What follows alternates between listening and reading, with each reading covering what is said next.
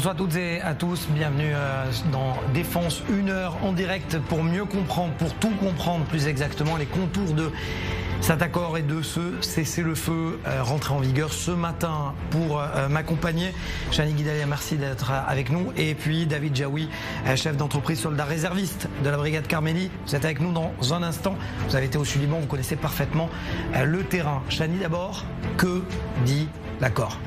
Ce cessez-le-feu, Mathias, il est entré en vigueur à 4 h du matin. Il a plusieurs clauses. Déjà, ça prévoit une trêve de 60 jours pendant laquelle le Hezbollah et Tsahal se retiraient du Sud-Liban et pour laisser l'armée libanaise s'y déployer. Donc concrètement, on sait que l'armée libanaise est la seule à pouvoir porter des armes dans le Sud-Liban. Deuxième clause, c'est qu'il y a la mise en place d'un comité international dirigé par Israël, les États-Unis, la Grande-Bretagne et la France pour en surveiller l'application et pour vérifier que le Hezbollah ne tente pas de se réinstaller dans le Sud-Liban. Les médiations, elles se font sur la base de la résolution 1701 qui stipule qu'il y a seulement l'armée libanaise et les casques bleus qui peuvent être dans la zone. En cas de violation des termes de l'accord, Israël se réserve le droit d'intervenir militairement. Ça n'est pas une clause, c'est un engagement de la part des États-Unis. Donc en théorie, cette trêve, cet accord, il est clair, mais en pratique, ça ne se passe pas vraiment comme ça. Déjà, on l'a vu ce matin avec les provocations du Hezbollah. Il faut savoir que cet accord, en plus, il n'a pas fait l'unanimité. Et surtout, l'un des problèmes, c'est que cette trêve, elle va permettre au Hezbollah de se réarmer plus facilement. C'est-à-dire que l'armée israélienne n'a pas terminé son travail dans le Sud-Liban. Il y a encore énormément de rampes de lancement. D'ailleurs, les attaques massives sur Israël hier nous l'ont prouvé. Il y a encore beaucoup de rampes de lancement. Tsahal n'a pas terminé tout son travail. Donc oui, le Hezbollah a été affaibli, mais il peut revenir. Et pour citer vos propos, il ne faut pas oublier que la résolution 1701, c'est qu'un bout de papier. Elle n'a pas été respectée en 2006. Rien ne nous dit qu'elle va être respectée aujourd'hui. Effectivement. Et hier, juste avant que le cessez-le-feu n'entre en vigueur, il y a un site de construction de missiles de précision a été impacté par Tsahal. David Jaoui. Merci. Mathias. Bonsoir, merci d'être avec nous. Vous avez été au Sud-Liban, ce n'est pas la première fois, vous connaissez parfaitement la zone. D'abord, ce que disait Chani, le travail n'a pas été totalement fait. Vous êtes d'accord ou pas ? Alors, c'est un constat qui est indéniable. Le travail n'a pas été totalement fait et je pense que à terme, le travail ne peut pas être totalement fait à moins d'envisager une invasion à grande échelle du Liban. Je vais commencer par ce qu'on doit dire à la fin. Le Hezbollah, c'est avant tout un problème libanais. À terme, ce sont les Libanais qui vont devoir le régler. Et nous, tout ce que nous pouvons faire, c'est leur donner un petit coup de main. Alors, pour répondre plus en détail à votre question, je pense que Tsahal, en rentrant au Liban, a donné un sacré coup de main. À titre personnel, moi, je n'ai jamais vu dans mes 20 années dans les rangs de Tsahal un tel dispositif mis en place dans le Sud-Liban, une telle mise en exécution systématique des plans de Tsahal tels qu'on nous les avait racontés, préparés, planifiés, et tels qu'on s'était entraînés pendant 15 ans, 20 ans, de les voir vraiment mis en exercice, presque mot pour mot. Et ça, c'était quelque chose d'impressionnant. Moi, ce qui m'intéresse, c'est que vous me disiez en préparant cette interview que vous êtes rentré dans cette brigade Carmélie, dont la spécialité est le Nord, le front Nord, dès 2009. Je me trompe ? C'est exact. Donc ça veut dire que quasiment 3 ans après la signature de cette résolution 1701. À l'époque déjà, est-ce que vous voyez le Hezbollah qui revenait à la frontière ? Alors à l'exception des quelques premières années où il y avait un certain calme, ça fait 20 ans que l'on voit les miliciens du Hezbollah, les soldats du Hezbollah, presque nez à nez à la frontière libanaise, à la frontière Israël-Liban, et sous le nez et avec la connaissance à demi-mot des forces de l'UNIFIL. On vous l'a raconté ou vous l'avez vu ? Non, je l'ai vu de mes propres yeux. Moi, posté dans des positions de l'armée israélienne, j'ai vu les miliciens du Hezbollah se balader, parfois armés, parfois pas, dans leur tenue, à quelques jetés de pierres des positions de l'UNIFIL. Donc ça, c'est une réalité de tous les jours. Bien entendu, l'exemple le plus criant dont tout le monde a entendu parler, c'est cette fameuse tente qui était dressée à la frontière israélienne jusqu'au 7 octobre.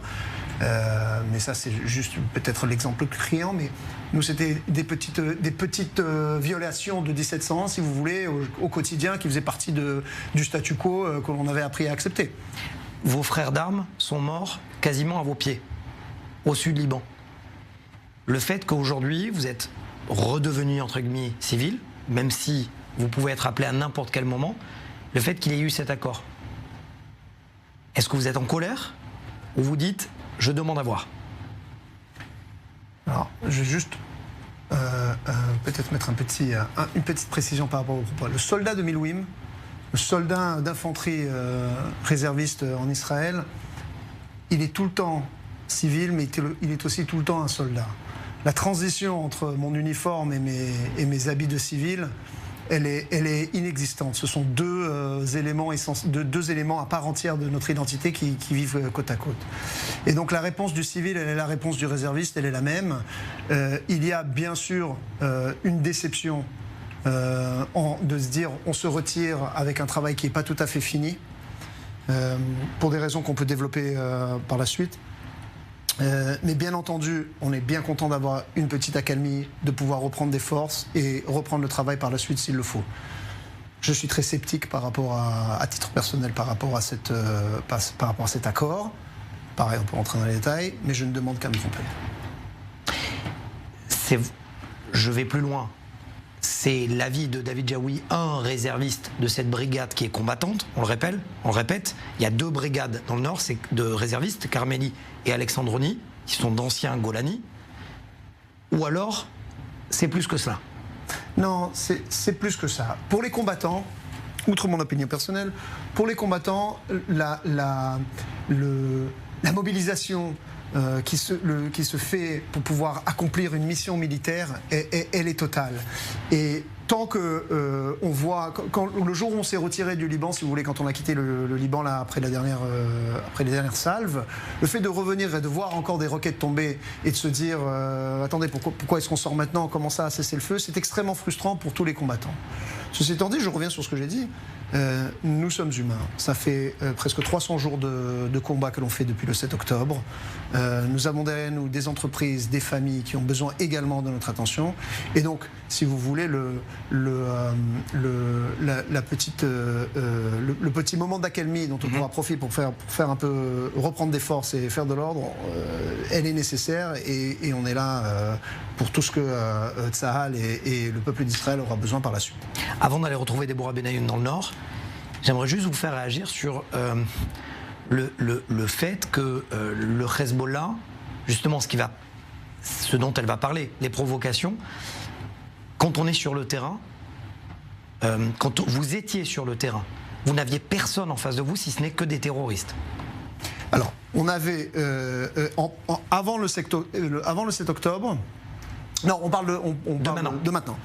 Non, uniquement des terroristes, uniquement des miliciens. Les zones ont été évacuées par Tsahal de tous ces civils, justement pour permettre les combats en accord avec les dispositions du droit international. Et par conséquent, les seuls individus que se trouvaient dans les zones de combat étaient des combattants. Et je peux confirmer ça de visu, de mes propres yeux. Restez avec nous, s'il vous plaît. David Jaoui, Deborah Benayoun, vous êtes dans le nord d'Israël. Et effectivement, le nord d'Israël qui voit, qui a entendu, peut-être voit, qui a surtout entendu ces provocations du Hezbollah à répétition. Bonsoir Mathias. Effectivement, le cessez-le-feu est entré officiellement en vigueur à 4h du matin, mais il y a déjà eu un certain nombre de violations depuis le début de la journée, notamment dès 9h du matin, c'est-à-dire seulement 5 heures après l'entrée en vigueur des véhicules du Hezbollah qui sont arrivés dans le village de Kfar Kila dans le sud du Liban, qui se trouve à quelques encablures seulement de Metula, qui est une localité du nord d'Israël qui, on le sait, était extrêmement durement touchée par les attaques du Hezbollah depuis le début de la guerre. Les combattants de Tsahal qui ont été obligés de tirer un coup de semonce pour faire partir donc ces membres du Hezbollah. Il y a eu d'autres épisodes, notamment des civils qui ont été vus marchant près de la frontière du côté de Riam, et ce juste à côté des chars de Tsahal. Alors cet après-midi, Tsahal dit que 4 suspects se sont approchés des soldats situés au sud Liban. Ils ont été interrogés sur place. On sait que le porte-parole de Tsahal en arabe a répété à plusieurs reprises qu'il était interdit aux habitants du sud de Liban de se déplacer vers le sud. Elle a ajouté que jusqu'à jusqu'à 7h du matin, donc demain, il était interdit de se déplacer vers le sud depuis le Litani. Et ce n'est pas donc la première fois aujourd'hui que le porte-parole de l'armée israélienne en arabe met en garde les habitants du sud. Et pourtant, 3 heures après le début du cessez-le-feu ce matin, on a vu des images des habitants revenir vers le sud du Liban. Donc ça semble, en tout cas côté libanais, compliqué pour l'instant de mettre en œuvre ce cessez-le-feu. Merci beaucoup. Ce n'est pas une surprise d'ailleurs, Déborah Benayoun, merci à vous. David Jaoui, je me mets à la place des soldats, là actuellement. C'est-à-dire, El Hiram, c'est un village qui a vu de nombreux soldats tomber. Ils ont combattu face à des terroristes. Là, on leur demande maintenant presque de jouer le rôle de police. C'est exactement ce que vient de dire le Premier ministre Benjamin Netanyahou et le ministre de la Défense, Israël Katz, en leur disant vous avez interdiction de laisser passer les civils. Mais un soldat, il n'est pas policier. Alors, c'est malheureusement, on a un peu un remake de la transformation du rôle de Tsahal tel qu'on l'a vu par exemple en Judée-Samarie dans la période avant, après la deuxième intifada. Donc une espèce d'empilement des compétences des soldats pour inclure toutes sortes de missions policières. J'ose espérer que c'est une mission qui n'est que temporaire. La mise en place de ce cessez-le-feu, elle est prévue sur une 60aine de jours, si je me souviens de ce qu'on a vu. Exact. Donc si c'est un rôle que les combattants de Tsahal doivent endosser de façon temporaire afin de permettre la mise en place d'un cessez-le-feu, ils le feront et ils le feront avec excellence comme toujours. Espérons qu'on n'est pas en train de créer un nouveau statu quo qui va être problématique pour nos combattants. Lorsque vous êtes... Vous n'avez pas connu cette situation, bien évidemment, parce que vous me disiez qu'il n'y avait pas de civils. Mais... j'essaie de voir la grande image, comme on dit en hébreu. Ils vont faire comment? C'est-à-dire que les civils vont arriver, forcément. Par exemple, ce matin, la corne de bélier de propagande du Hezbollah, Ali Choueb, était sur place en train de filmer les soldats. Ça va se passer comment? C'est-à-dire qu'un soldat, là maintenant, en clair, de ce que vous comprenez, il est en train de combattre ou il est en train de garder ses positions? C'est une question qui est délicate, parce que l'exemple de Ali Choueb, c'est un très bon exemple. Est-ce que Ali Choueb, il est un civil maintenant? Parce que selon le droit international, il est un combattant. Et même son acte de filmer les soldats, c'est un acte qui, dans une zone de combat, est interprétable. Et il a fini au Hezbollah. Donc c'est vraiment une question compliquée. Je pense qu'il faudrait être dans le briefing des officiers de Tsahal pour savoir quelles sont les consignes que les soldats ont obtenues. Cette partie-là de la mission, je n'y ai pas participé, donc je ne m'avancerai pas par rapport à ça. Mais Tsahal, c'est distribuer les tâches, créer des zones qui sont constituées, des zones de combat, des zones de défense. À Gaza, on l'a très bien vu, où il y a des zones humanitaires délimitées. Donc j'ose imaginer que c'est un peu ce qui va se passer à une échelle différente au sud Liban. Est-ce que vous avez peur? Vous avez peur. Est-ce que vous craignez de repartir dans un mois, dans 2 mois, comme si de rien n'était? C'est plutôt à mon épouse qu'il faut poser cette question. Je ne parle pas de la crainte d'un soldat, mais émotionnelle. De dire, on nous a vendu un cessez-le-feu. Je ne vois que du positif dans cette histoire. S'il y a un cessez-le-feu qui va vraiment acheter du temps et permettre aux habitants du nord d'Israël de rentrer chez eux, c'est un gagné. Et s'il y a violation du cessez-le-feu et que nous avons un gouvernement qui est capable de prendre la décision politique d'aller jusqu'au bout cette fois-ci et de nous renvoyer finir le travail, eh ben, j'en serai très heureux également. Et vous êtes prêt? Bien sûr. Toujours.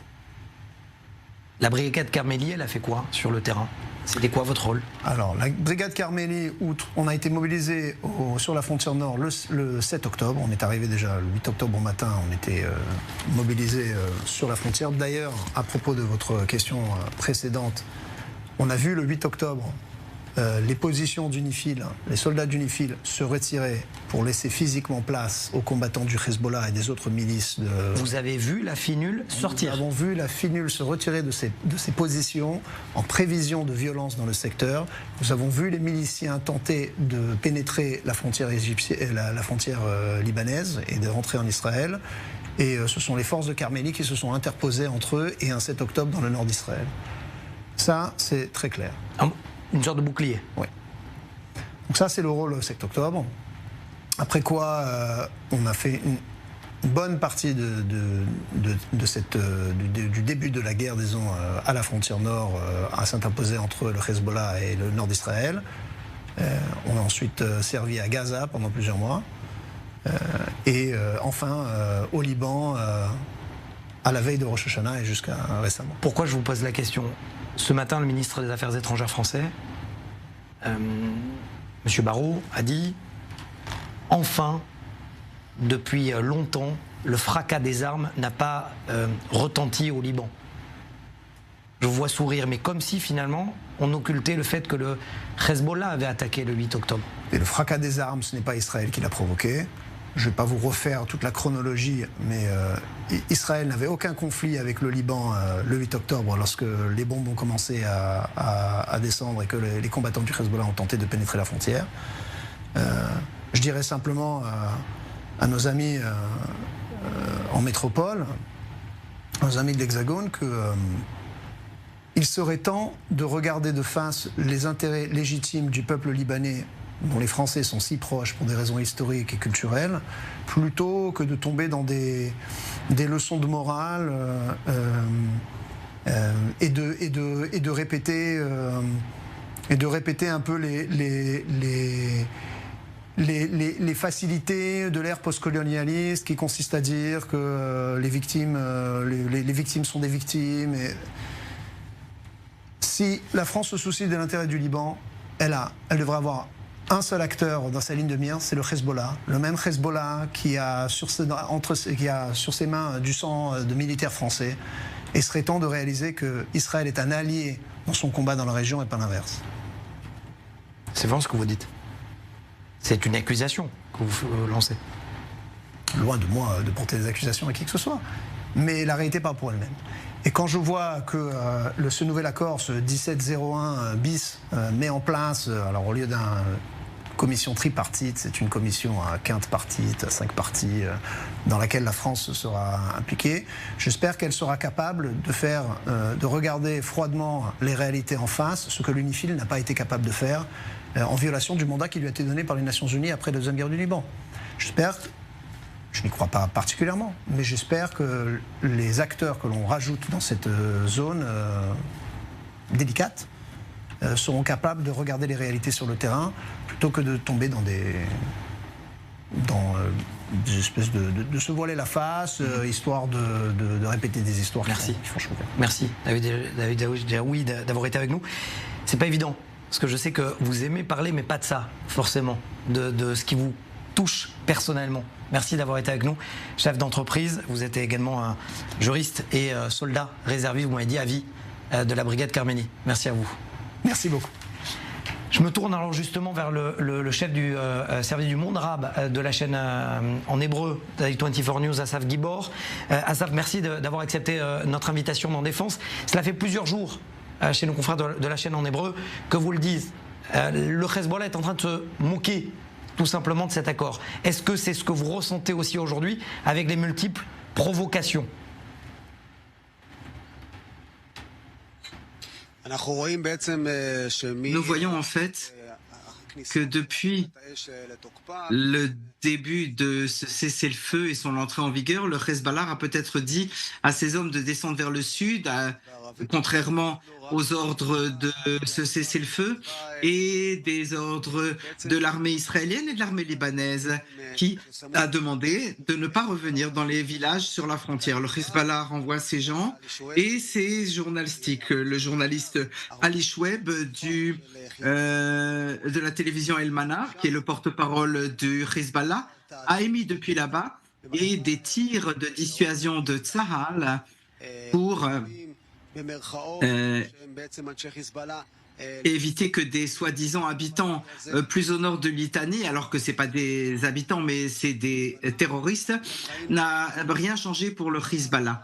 On a vu la fête du Hezbollah dans la Daria de Beyrouth après le début du cessez-le-feu et son entrée en vigueur, des appels contre Israël bien sûr, prétendant une victoire du Hezbollah. On a vu même un post dans les réseaux sociaux où ils font lever de la victoire avec les doigts coupés après l'opération des beepers. Le Hezbollah montre encore qu'il se moque du Liban, qu'il se moque de ces soldats qui ont perdu des doigts et des yeux. Il continue à parler de victoire. Assaf Guibor, lorsque vous lisez aujourd'hui la presse libanaise ou les réseaux sociaux libanais et que le chef du Parlement au Liban dit « gloire au Liban », qui est-ce qu'il parle? C'est le Liban ou c'est le Hezbollah?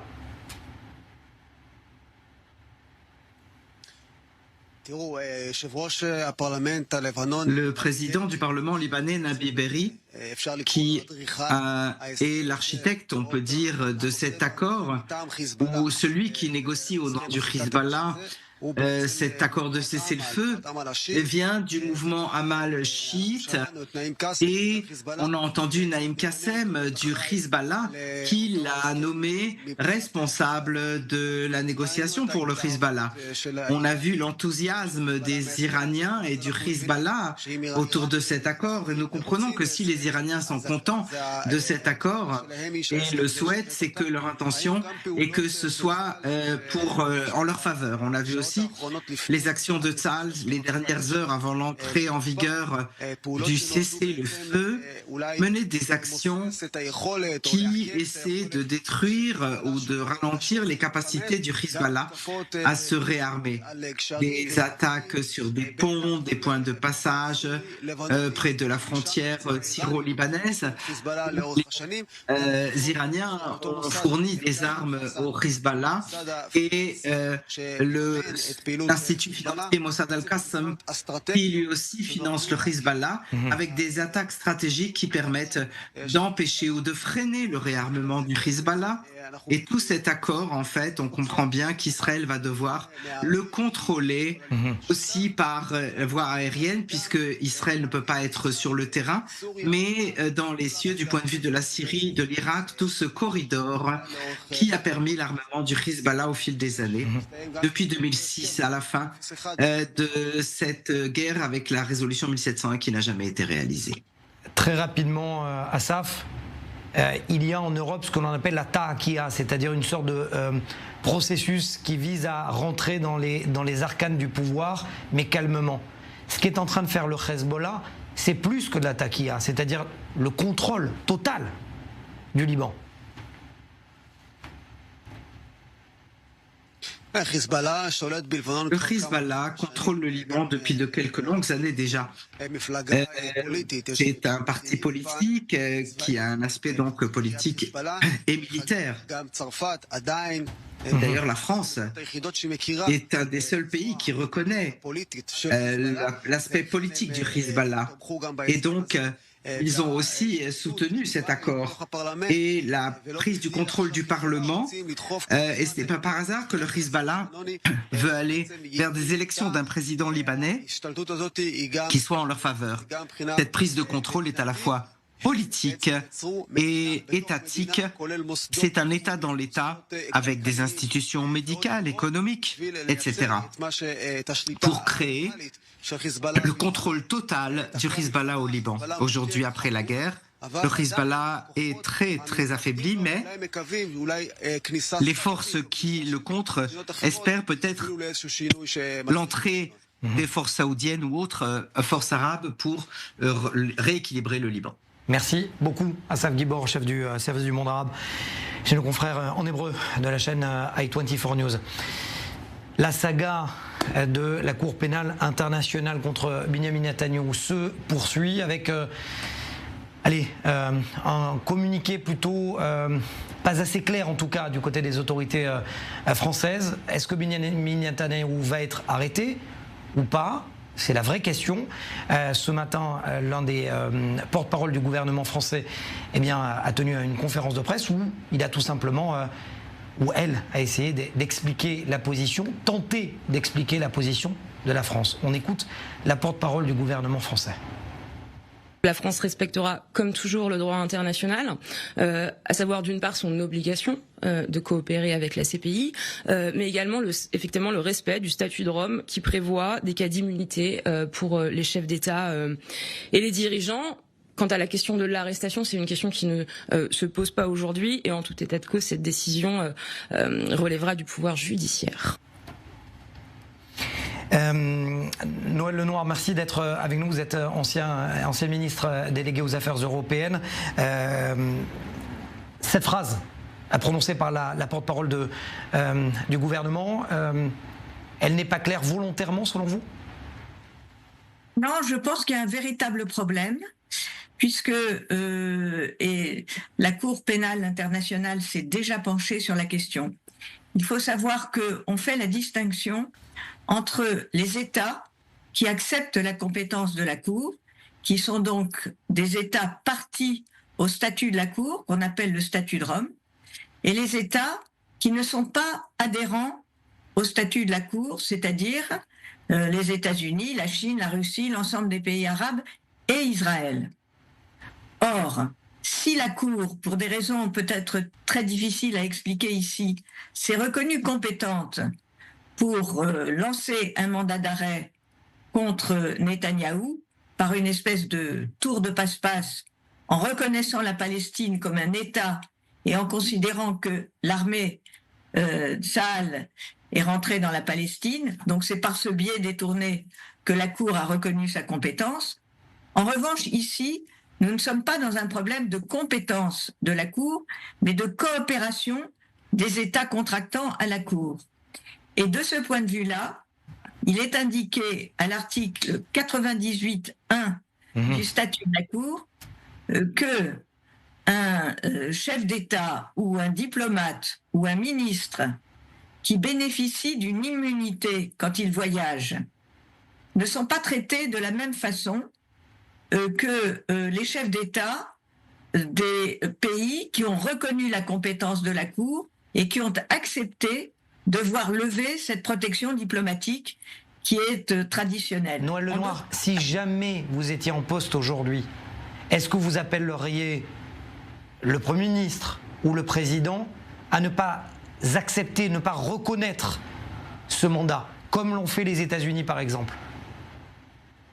Moi, j'étais enthousiaste il y a beaucoup d'années sur le statut de la Cour.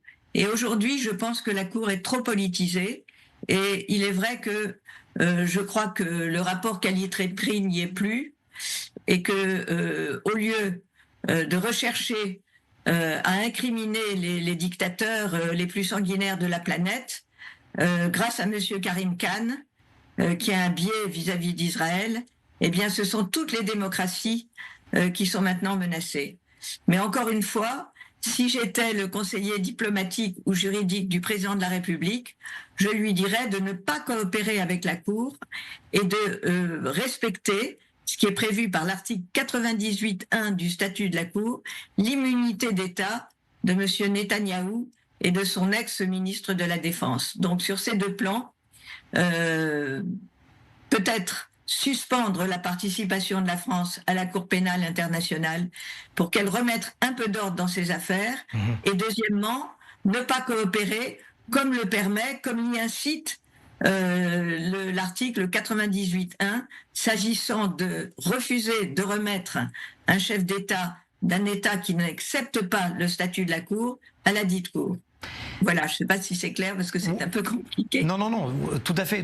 Je ne peux conclure bien évidemment cet entretien en vous posant de réagir à cette phrase du ministre des Affaires étrangères. Mon invité à l'instant, un réserviste combattant, l'a commenté. Le ministre des Affaires étrangères ce matin se fend d'un communiqué très, très laconique sur Twitter en disant que le fracas des armes n'a pas résonné au Liban depuis trop longtemps. Et finalement, comme le président de la République la veille, le mot de Hezbollah n'y apparaît pas. La responsabilité du Hezbollah n'y apparaît pas. Comme si finalement la souffrance des Israéliens n'apparaissait plus et disparaissait. J'aimerais avoir votre réaction. Ma réaction, c'est que il y a quelques années, la branche militaire du Hezbollah a été classée organisation terroriste. En 2003, j'étais aux affaires à l'époque, le Hamas parti politique ou organisation militaire a été classé parmi les organisations terroristes. Et il faudrait enfin que les démocraties reconnaissent qu'Israël lutte contre ces organisations terroristes et non pas contre des peuples en tant que tels, mais contre ces organisations terroristes qui finalement, comme vous le savez, qui sont en fait des proxys, qui sont en fait des représentants de l'Iran, qui nous menacent, nous, toutes les démocraties sur toute la planète. Donc je pense qu'il faut enfin que les mots soient dits, soient portés. Nous luttons, et je pense que Israël, finalement, malheureusement, lutte pour nous, pour la défense de la démocratie, pour la défense de la paix dans la démocratie, contre des organisations terroristes. Il faudrait que la France, qui a voté pour que le Hezbollah, le Hamas notamment, soient inscrites parmi ces organisations, notamment au niveau de l'Union européenne, mette les mots là où il faut, parce que les mots comptent. Ils peuvent tuer, mais ils peuvent aussi libérer. Et moi, je voudrais ici saluer Tsahal. Je n'ai jamais vu de ma vie une armée, d'abord de jeunes, qui exposent leur vie, mais qui aussi soit si précautionneuse de la façon dont elle intervient. Est-ce qu'on demande aux Russes, voire aux Ukrainiens, ou à la Syrie, de prendre ces précautions? Non. Donc moi, je m'insurge contre le 2 poids 2 mesures, et j'espère que la diplomatie française, qui est en ce moment un petit peu changeante, comme vous le savez, d'un jour à l'autre, admettra qu'il y a un combat contre le terrorisme, et contre le terrorisme qui est par définition mondial. Merci, voilà. Madame l'ancienne ministre, d'avoir répondu et d'avoir accepté mon invitation. Merci à vous. Au revoir. Merci. Chani Guidalia, ce qui nous importe aujourd'hui, c'est de savoir que reste-t-il aux mains du Hezbollah, qui a été largement affaibli, certes, mais quel type de missile reste-t-il? Il lui reste déjà une grande partie de son arsenal, notamment des drones, des roquettes et des missiles même de précision. Et il faut savoir que depuis le début de la guerre, cet arsenal était dispersé aux 4 coins du Liban. Maintenant, après 1 an de guerre et 2 mois d'opérations terrestres, le Hezbollah a perdu la majorité de son arsenal. D'ailleurs, fin octobre, Yoav Gallant disait qu'il lui restait seulement 20% de son arsenal d'avant-guerre. Pourtant, jusqu'à hier, eh bien, il y avait toujours autant d'attaques et parfois même plus meurtrières. Il faut prendre en compte un élément qui est important, c'est qu'il n'y a pas d'augmentation du nombre ou de la fréquence des attaques, mais il y a un changement dans le type d'arme qui a été utilisé. C'est-à-dire qu'on voit des armes plus importantes, et plus lourdes et plus meurtrières qui visent notamment la région de Haïfa et même le centre d'Israël. Et certains de ces missiles ont été utilisés pour la première fois très récemment. Est-ce qu'on a des noms? Est-ce qu'on a des exemples? On a des noms et on va le voir sur ce tableau qui va s'afficher ou pas. C'est des données du centre Alma, du centre de recherche Alma sur les missiles du Hezbollah. On voit déjà dans la gamme des missiles Fadi. Alors il y a notamment le missile Fadi 6 qui a une portée de 225 km et une ogive de 140 kg et qui possède même un système de guidage. Ensuite, il y a les missiles qu'on appelle les missiles Kader et notamment le Kader 2 qui a une portée de 250 km et une ogive de plus de 400 kg. Et c'est un missile iranien qui a été modifié et perfectionné avec un système de guidage. Et enfin, il faut citer un missile iranien qui s'appelle le Fater 110, qui a une portée de 300 km et une ogive de 500 kg. C'est un missile balistique de fabrication iranienne qui a été utilisé pour la première fois ce mois-ci. Merci Chani. Vous êtes toujours avec nous, vous n'êtes pas parti. Priorité au direct. David Jaoui, vous êtes là? Toujours. Ces missiles-là, vous les avez vus? Le Fadi, c'est un missile dont on a beaucoup parlé. C'était une innovation par rapport aux technologies qu'on avait connues avant et qui était particulièrement inquiétante du fait qu'elle était téléguidée. Et donc elle est géolocalisable.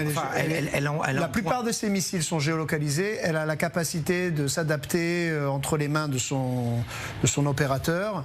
Et donc elle présentait une menace stratégique, enfin tactique particulière sur le champ de bataille. Oui, c'est les missiles, c'est... Il y a une image, moi, qui me reste en mémoire. Des camions, des pick-up, à l'intérieur desquels il y avait des tuyaux.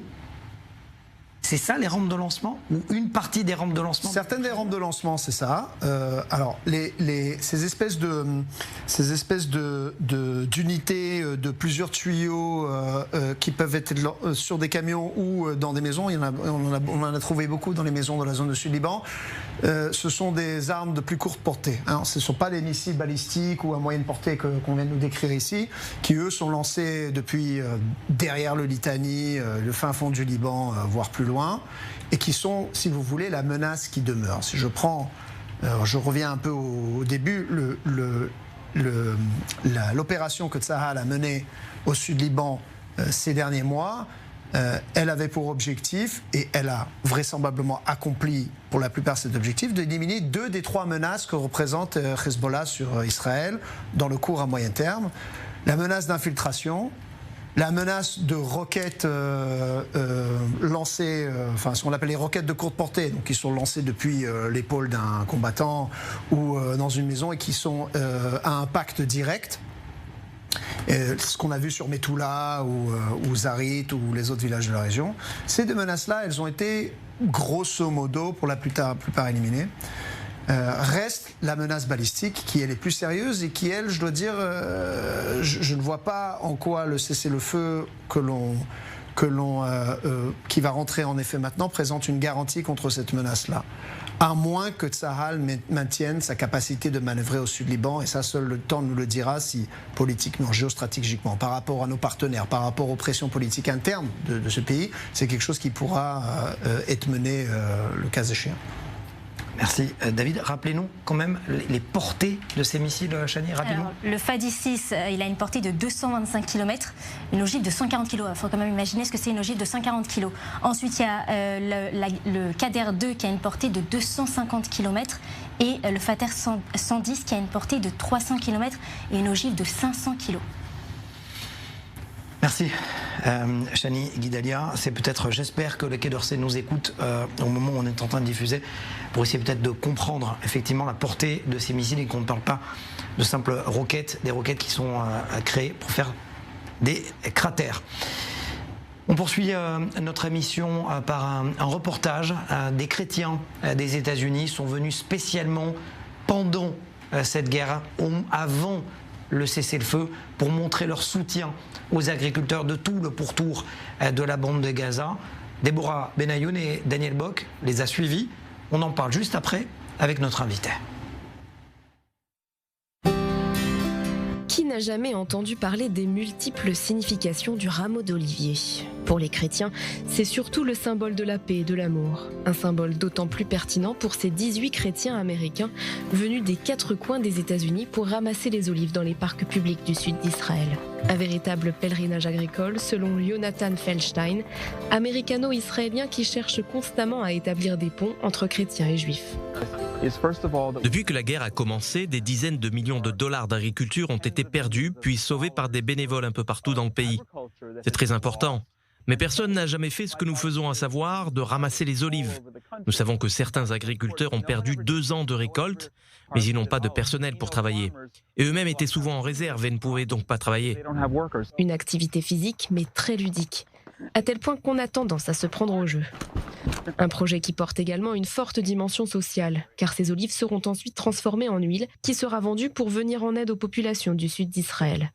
Et outre la cueillette, ces 10 jours de voyage comportent aussi des rencontres avec différentes personnalités, comme le ministre de l'Agriculture Avi Dirter, l'adjoint au maire de Sderot, ainsi qu'un briefing à l'ancien poste de police de Sderot, décimé par les terroristes du Hamas le 7 octobre. On a fait plus que juste ramasser des olives. On a rencontré le grand-père des jumeaux, toujours en captivité à Gaza. Les participants ont prié pour lui, c'était très spontané. Tout le monde avait les larmes aux yeux. Et puis, nous avons aussi fait un barbecue pour les soldats. L'autre initiatrice de ce projet, c'est Marzieh Amirizadeh, une activiste irano-américaine qui a été emprisonnée par le régime iranien en raison de sa conversion au christianisme. J'ai vécu beaucoup de moments très difficiles à cause du régime iranien. Ma meilleure amie a été exécutée, mon mari également. C'est pour cela que je me sens liée au peuple israélien et à la douleur qu'il vit. Et nous ne faisons pas que rester chez nous pour dire aux Israéliens que nous les aimons. Grâce à ce projet, Root and Branch, Nous proposons aux chrétiens du monde entier de venir en Israël et de montrer leur amour du pays. Nous devons être ici. Et ce n'est pas le temps pluvieux d'automne qui viendra entamer l'enthousiasme des participants, même les plus jeunes. C'était important pour moi d'être là parce que j'aime Israël et que l'amour se montre par les actions, pas par les mots. J'aurais aimé venir plus tôt. Avant de partir, mes amis m'ont dit que je n'allais pas faire grand-chose, que je ne partais que pour ramasser des olives. Mais c'est beaucoup plus que ça. Quand les gens nous demandent d'où nous venons et pourquoi nous sommes là, nous leur disons que nous sommes venus pour les soutenir. À l'aéroport, quand on est arrivé, on nous a remerciés d'être là. C'est ce que je veux dire à mes amis à mon retour. Ça paraît être peu, mais ça réconforte les gens. Certains d'entre eux en ont même appris sur leur propre histoire. J'ai appris récemment que je suis en partie juif du côté de ma grand-mère paternelle et que nous étions des Cohen. J'ai appris ce que cela signifiait. C'est encore plus spécial. J'aime le pays, la terre, l'histoire de ce pays. Et je suis venu apporter mon soutien à la population israélienne. Je suis moi-même un ancien soldat des Marines américains. Donc être ici et soutenir les soldats est aussi important pour moi. Tous ont déjà promis qu'ils reviendraient en Israël et les responsables pensent déjà à la suite. Environ 60 personnes étaient intéressées par ce voyage. Mais à cause de la guerre, certains ont eu peur. Les 18 personnes qui sont ici sont particulièrement courageuses et déterminées. Elles sont même venues en famille avec leurs enfants. En tant qu'Iranienne, j'aimerais beaucoup amener plus de personnes d'origine perse pour montrer le soutien de la population iranienne qui a tourné le dos au régime. Après cette expérience riche en émotions, rendez-vous est déjà pris pour l'année prochaine. Plusieurs dizaines de personnes sont d'ores et déjà attendues et tous espèrent déguster rapidement leur huile d'olive.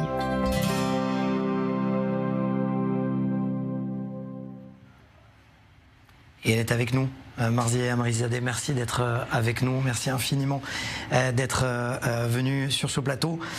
D'abord, c'était important pour vous, vous qui étiez perse, musulmane, devenue chrétienne, emprisonnée parce que chrétienne, quasiment menacée de mort, venue en Israël faire ce travail en temps de guerre.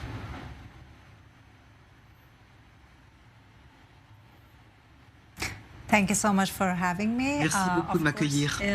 Bien sûr que c'était important pour moi parce que je suis une Iranienne américaine et comme des millions d'Iraniens qui s'opposent au régime de la République islamique en Iran, je me sens responsable de défendre mes frères et sœurs juifs.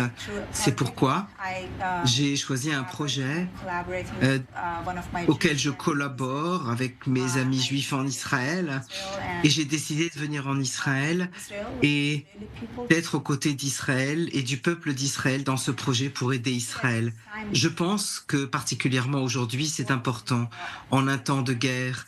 Vous savez, autrement, vous pouvez rester chez vous et être tranquille et dire on vous aide, on vous soutient, on est avec vous. Mais je crois que là, on a vraiment besoin de montrer notre soutien, notre amour en cette période tellement difficile et critique pour les Israéliens qui souffrent de tant de traumatismes. Et c'est un honneur pour moi d'être ici et de pouvoir faire quelque chose. C'est un honneur pour nous aussi de vous recevoir.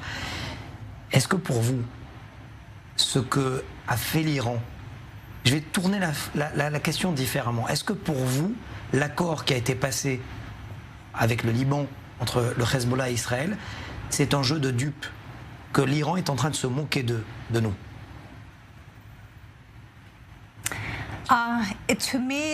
Écoutez, pour moi, ce cessez-le-feu est ridicule parce qu'on ne peut pas avoir de cessez-le-feu avec les terroristes. Il nous faut les défaire, les vaincre.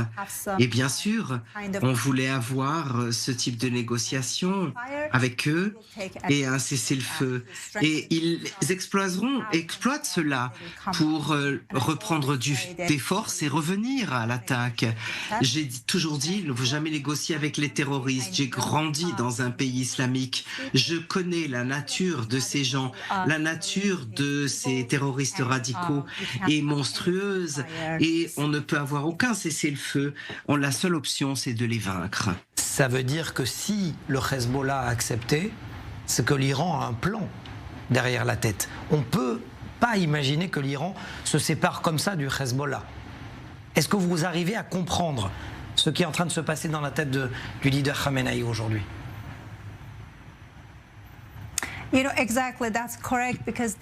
C'est exactement ça.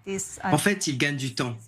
En ce moment, Israël a détruit une majorité des terroristes du Hamas et maintenant c'est les terroristes du Hezbollah qui sont la cible. Ils veulent gagner du temps. Leur objectif est d'atteindre la bombe nucléaire. C'est pourquoi, même s'ils disent OK, on veut un cessez-le-feu, mais ils ne cesseront jamais de continuer leurs activités terroristes contre Israël, contre les pays du Proche-Orient. Et nous savons tous que la République islamique et son régime sont la tête de la pieuvre, la tête du serpent, la tête de tous ces groupes terroristes. Donc pour moi, c'est très décevant si on a des négociations ou un cessez-le-feu avec ces gens-là. Je crois que nous devons, tous les pays démocratiques doivent être là aux côtés d'Israël pour liquider ceci. Parce que tant que le régime islamique est au pouvoir, nous savons que c'est la tête de la pieuvre de tous ces groupes terroristes, le Hamas, le Hezbollah, les Houthis et tous les groupes de chiites islamistes. Et donc ils reviendront, ils ne feront que se renforcer pour atteindre la bombe nucléaire et leur objectif définitif c'est détruire Israël et ensuite ils se tourneront vers les autres pays démocratiques où ils ont commencé tout doucement à faire la guerre contre ces pays aussi. Vous vous exprimez publiquement aujourd'hui, vous expliquez au monde votre cas personnel. Lorsque vous entendez cette semaine au Canada, l'une des manifestantes dire « Do you know the final solution ?» c'est-à-dire invectiver le caméraman, qui est visiblement plus pro-israélien, en disant « Est-ce que vous connaissez la solution finale ? C'est ce qui va vous arriver. » Ça vous fait quoi ? Vous ressentez quoi à ce moment-là ?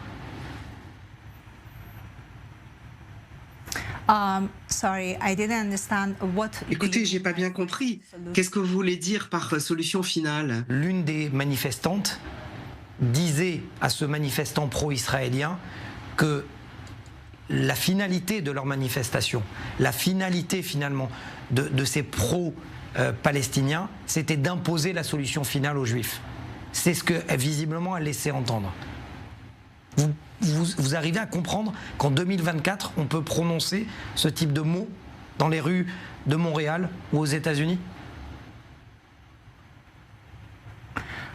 Je ne suis pas sûr de bien comprendre votre question correctement, mais ce que je veux dire quand je parle en public dans divers endroits, et j'attire l'attention des chrétiens et des Américains, parce que je vis en Amérique, que ce n'est pas une guerre qui concerne uniquement Israël, c'est une guerre contre tous les gens qui sont considérés comme infidèles, parce que aux yeux des islamiques, moi, j'ai grandi en Iran et j'ai été emprisonné pendant 9 mois à cause de ma foi en Jésus et j'ai été condamné à mort par pendaison. Alors, à leurs yeux, nous sommes tous des infidèles et ils ne s'arrêteront pas. C'est pourquoi j'encourage à supporter et à soutenir Israël en ce temps de guerre, défendre Israël. Et en ce qui concerne les mouvements pro-palestiniens, comme ils ont commencé, j'essaie toujours de leur dire c'est simplement un mouvement qui est faux, qui soutient le terrorisme du Hamas. Et les gens soutiennent aveuglément ceci sans connaître la véritable nature de ces gens, sans savoir qu'ils aident des terroristes et non pas des simples civils. Donc quand ils crient Intifada, Intifada dans les rues, aux États-Unis ou au Canada, ils le pensent.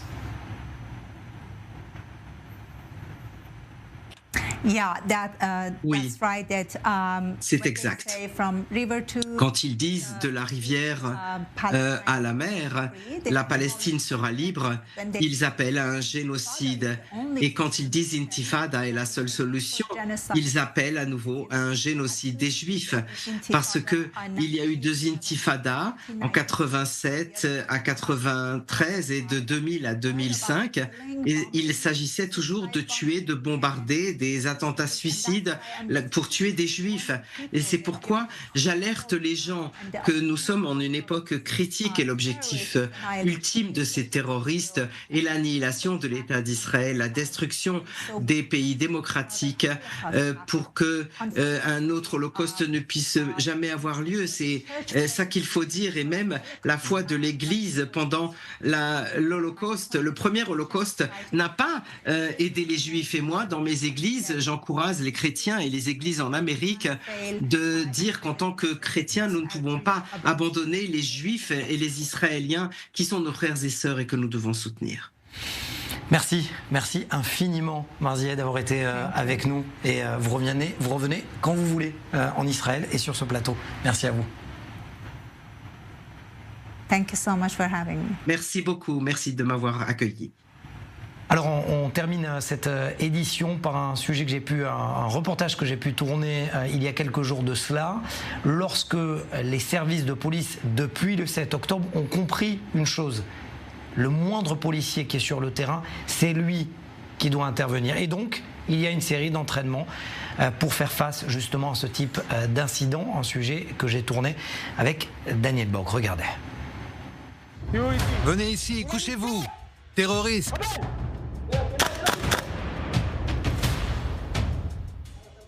Je sonde les lieux. Les mettre en situation la plus réelle possible. Voilà la décision prise par l'unité Yahalom de la police israélienne depuis le 7 octobre. Se déplacer avec des instructeurs au sein des commissariats et entraîner les policiers à toutes sortes de scénarios extrêmes, via des entraînements en réalité virtuelle, d'agression physique et de tir dans les lieux publics. Je me sens beaucoup plus en sécurité. Les différents exercices me donnent plus de confiance en moi. Cela me donne plus d'outils pour prendre la bonne décision sur le terrain. Précisons que ces policiers s'entraînent de manière régulière. Mais ici, l'objectif est de donner tous les moyens à ces forces de sécurité, qui sont très souvent les premières à intervenir. Je pense que chaque policier qui est entraîné, qui est sûr de ses capacités et qui arrive sur une scène criminelle ou terroriste saura utiliser le mieux possible les outils dont il dispose, ses armes et ses mains. Au cours des 12 derniers mois, nous nous sommes entraînés de manière intense avec les gardes-frontières et les équipes d'intervention d'urgence pour contrer des infiltrations ennemies dans des lieux comme des synagogues, des centres commerciaux, pour être prêts le moment venu et mieux se connaître en cas d'opération. Tous les policiers sont concernés, y compris ici le porte-parole international de la police israélienne.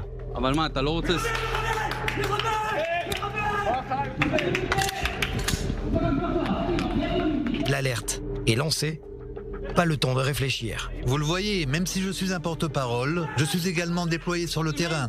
Et je dois intervenir pour répondre à la menace potentielle. Que je sois en solo ou en équipe non organique, comme vous venez de le voir, nous nous entraînons sans cesse. Nous avons la responsabilité d'intervenir pour défendre les citoyens, comme vous l'avez vu le 7 octobre. Peu importe si le policier a une fonction administrative ou s'il est dans les forces spéciales. Ils interviennent et éliminent la menace le plus vite possible. La preuve en image. La moindre explication compte. Souvenez-vous de deux choses, toujours communiquer entre vous et lancer l'assaut contre le ou les terroristes. Comment ? Vous détectez le terroriste, vous le visez, vous tirez en sa direction et vous lancez l'assaut. Nous avons, nous aussi, décidé de nous insérer dans le scénario d'exercice. Je joue aujourd'hui un suspect qui ouvre le feu. Ma neutralisation est quasi immédiate.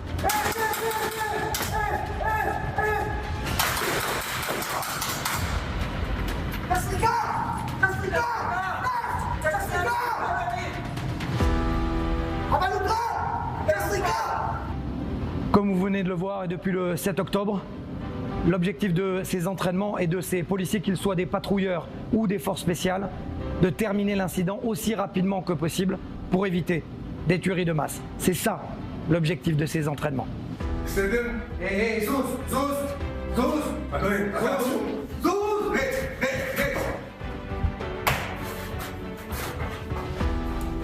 Bravo champion.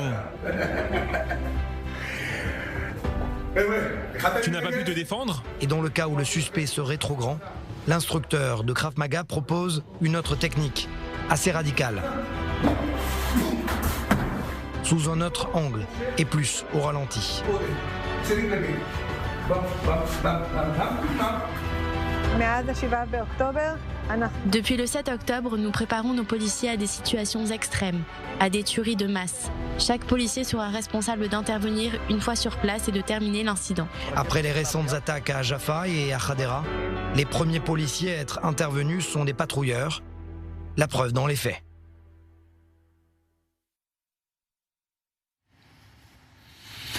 Shani Gdalia, on termine ensemble cette émission. Justement, puisqu'on parlait de la police israélienne, la police, l'armée et le Shabak ont mis la main sur une importante cargaison d'armes iraniennes en Judée-Samarie. Exactement. Ils ont déjoué une contrebande d'armes sophistiquées en provenance d'Iran qui devait être destinée à la région de Jenin.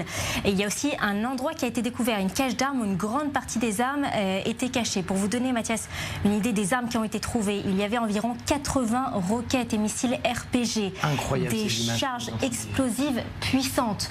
Il y avait aussi des dizaines d'obus de mortier avec les lanceurs, des armes de précision, donc des armes de sniper, des revolvers de différents calibres, et il y avait 70 bombes Kalimagor. Alors pour ceux qui ne savent pas ce qu'est une bombe Kalimagor, quand elles explosent, il faut savoir que les fragments sont dispersés dans un rayon de 15 km. Donc on imagine les dégâts que ça peut faire. 15 mètres, pardon. Le fait que ce genre de bombe et il faut savoir que cette bombe est aussi utilisée par la force Quds. C'est un phénomène qui n'est pas nouveau, puisque selon le communiqué du Shin Bet, ces derniers mois, à plusieurs reprises, l'Iran a tenté de faire passer clandestinement des armes sophistiquées pour armer les cellules terroristes de Judée-Samarie et pour mener ensuite des attaques contre Israël. Donc quand on dit qu'Israël se bat sur 7 fronts, c'est l'un de ces fronts directement depuis l'intérieur du pays. Ces images sont incroyables. Merci Shani Gdalia, et moi je dis merci à Déborah Selam et Pierrick Pascal. Une émission sans faute. Lorsqu'on parle de tous ces thèmes à aborder, il faut également saluer le travail de nos équipes derrière qui se battent justement pour vous apporter le meilleur. Très bonne soirée sur i24 News.